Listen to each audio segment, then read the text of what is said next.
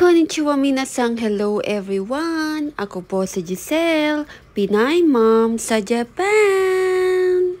And ayan po mga tomodachi, kung makikita nyo, ang taas po ng lagnat ng ating baby Joichiro. Pero wala kaming choice kundi ang lumabas para mag-grocery at bumili na rin ng kanyang gamot.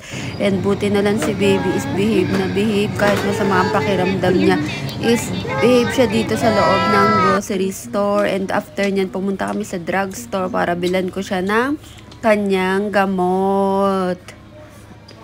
Ayan, and pagkalabas namin ng drugstore, si Baby Jochang gusto magpababa. Ay, nako, diretso na sana kami uwi, pero gusto niya talagang bumaba. And siya nga pala is mahilig dito sa vendo machine or sa vendor machine. Ewan ko ba tuwing makakakita siya niyan, gusto niya lalagyan ko ng coins para siya ang kukuha ng inumin. Dahil medyo natagalan kami sa pag-grocery, and pinainom ko muna siya bago kami umuwi. And tingnan nyo naman, akala ko ulan lang, yung pala is snow. Umuulan ng snow. Diyos mio, Marimar. Ang lamig-lamig pa naman.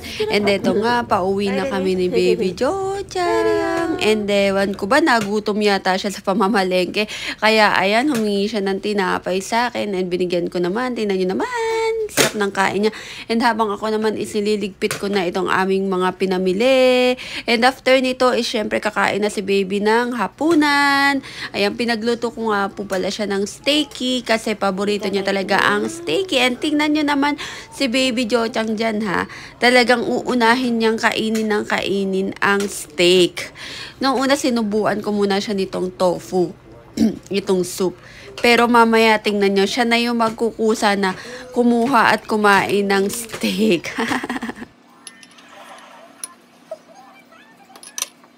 Ay, steaky ba karita ba ito? And ayan, sabi ko nga sa kanya, puro steak ang kinakain mo, anak. Ito, kumain ka ng rice.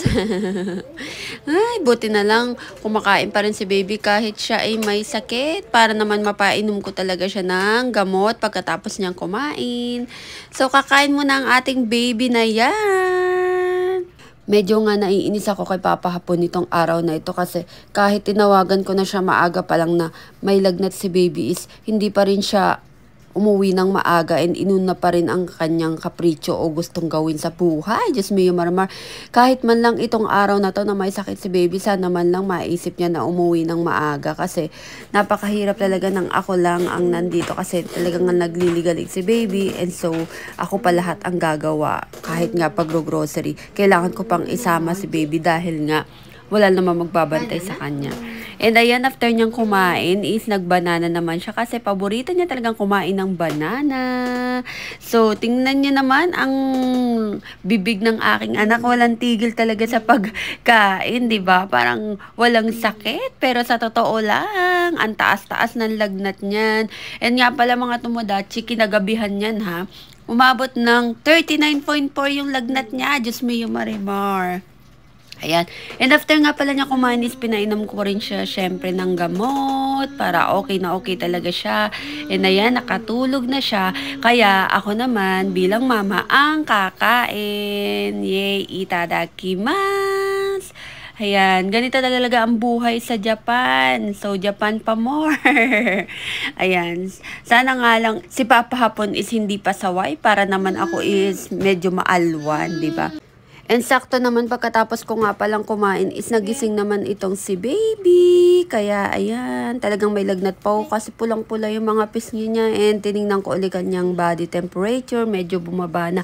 Pero nung madaling araw talaga is nag 39.4 siya, around mga 1 AM.